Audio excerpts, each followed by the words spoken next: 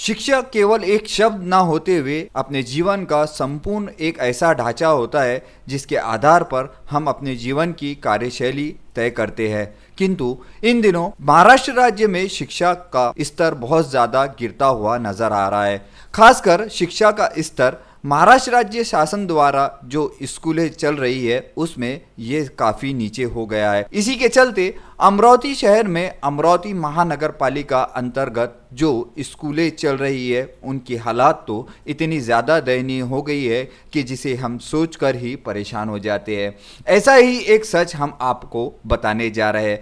बडनेरा स्थित सिंधे कैंप के बाजू में मराठी शाला क्रमांक 16 जो एक समय सबसे बड़ी मराठी स्कूल हुआ करती थी, आज उसे ताले लग चुके हैं। जी हाँ, आज वो स्कूल पूर्ण रूप से बंद है। किंतु इस बाबत ना ही कोई वरिष्ठ अधिकारी या शहर के वरिष्ठ नेताओं का कभी ध्यान गया है कि आखिर मध्यम वर्गीय समाज के जो लोग हैं वो अपने बच्चों को कहाँ उच्च शिक्षण देंगे, जहां सरकार करोड़ों रुपए खर्च कर शिक्षा के बाबत सामान्य जनता में इसका संज्ञान बढ़ाने के लिए कोशिश कर रही है। जैसे कि पढ़ेगा इंडिया तो बढ़ेगा इंडिया, उसी के तहत सर्व शिक्षक अभियान। ये केवल एक बार से आपको टीवी पर देखने में बहुत अच्छा लगता है, किंतु ज़मीनी स्तर पर इसकी क्या हकीकत है वो आपके सामने है। इस वक्त हम स्कूल के पिछले भाग में आए हुए हैं जहाँ की दुर्दशा आपके सामने नजर आ रही है। जिस समय ये स्कूल शुरू रहती थी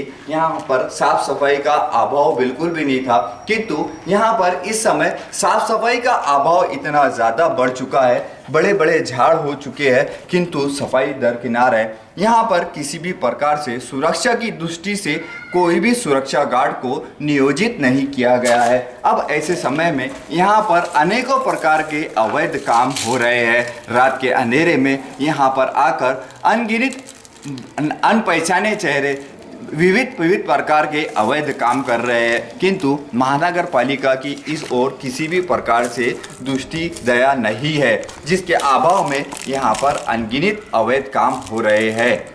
अब यदि इस शाला में 1200 से 1500 विद्यार्थियों ने जब शिक्षा ग्रहण की होंगी, उस समय के ही विद्यार्थी आज महानगर पालिका, रेलवे विभाग, पोस्ट ऑफिस और अन्य ऐसे कई जगह पर वरिष्ठ अधिकारी है। क्या केवल इंग्लिश माध्यम के स्कूल से ही बच्चों का भविष्य सुधर सकता है? ऐसा तो बिल्कुल भी नहीं है। आज संपूर्ण भारत में बड़े बड़े आईपीएस अधिकारी जो मध्यम वर्गीय स्कूल से ही निकलकर आज आईपीएस अधिकारी, आईएएस अधिकारी बने हैं, तो क्या उन्होंने भी इंग्लिश माध्यमों की स्कूल से ही शिक्षा ग्रहण की होगी? बिल्कुल नहीं। यह तो निर्भर करता है कि वहाँ के शिक्षक अपने विद्यार्थियों को किस तरीके से शिक्षा देते हैं या वहाँ का नियोजन किस तरीके से किया गया था। किंतु जब नियोजन का ही डब्बा गोल हो चुका है तो कहाँ वहाँ पर शिक्षक होंगे और कहाँ वहाँ विद्यार्थी होंगे। बडनेरा की महानगर पालिका की शाला क्रमांक 16 जो 28 कमरों की एक बड़ी शाला थी। 28 कमरे, ये इतनी बड़ी तादाद होती है जो आप समझ सकते होंगे कि यहाँ पर कितने ज़्यादा विद्यार्थी शिक्षा ग्रहण करने आते होंगे। किंतु इस समय ये स्कूल बंद पड़ी है और एक समय था कि ये स्कूल का मुख्य कार्यालय हुआ करता था, जहाँ पर आप देख रहे हैं कि इस समय आंगनवाड़ी का बोर्ड लगा हुआ है और अब ये स्कूल केवल और केवल मतदान के उपयोग में ही आती है। जिस तरीके से प्रत्येक दीवारों पर आपको यहाँ पर मतदान केंद्र क्रमांक के जो है फलक, सूचना फलक लगते हुए नजर आ रहे हैं कि ये मतदान केंद्र क्रमांक 273 है।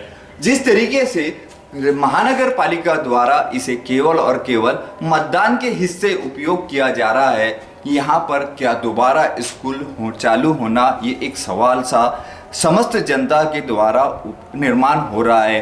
किंतु महानगर पालिका का नियोजन सिर्फ दिखावे का है और इसी के चलते एक एक करके महानगर पालिका की स्कूलें बंद हो रही है।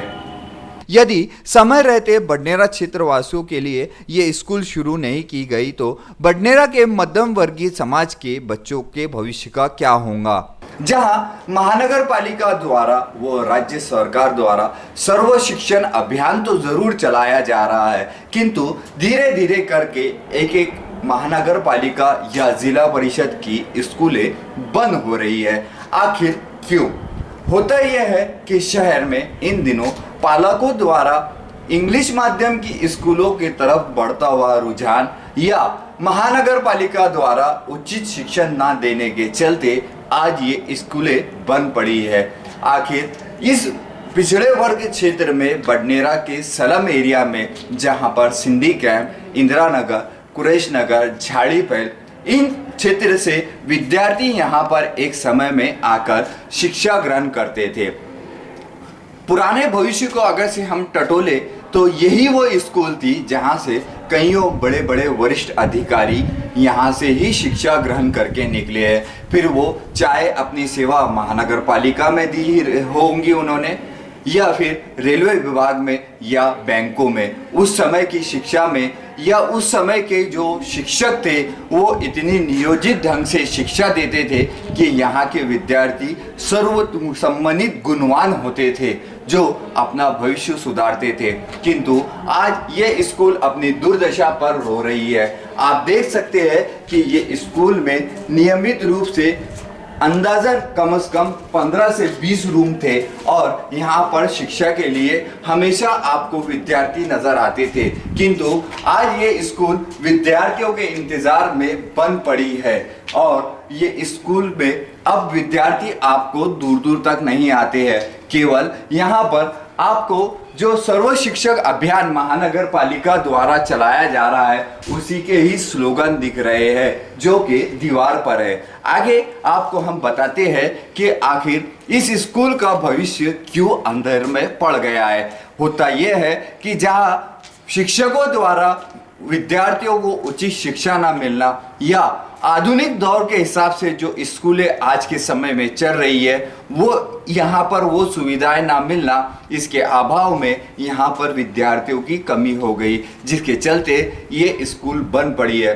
किंतु उन मध्यम वर्गीय छात्रों का क्या जिनका संपूर्ण दारोमदार शिक्षण पर ही निर्भर रहता है, उनके पालक भी ये सोचते हैं कि हमारे बच्चे अच्छी शिक्षा ग्रहण करके अपना भविष्य संवारे।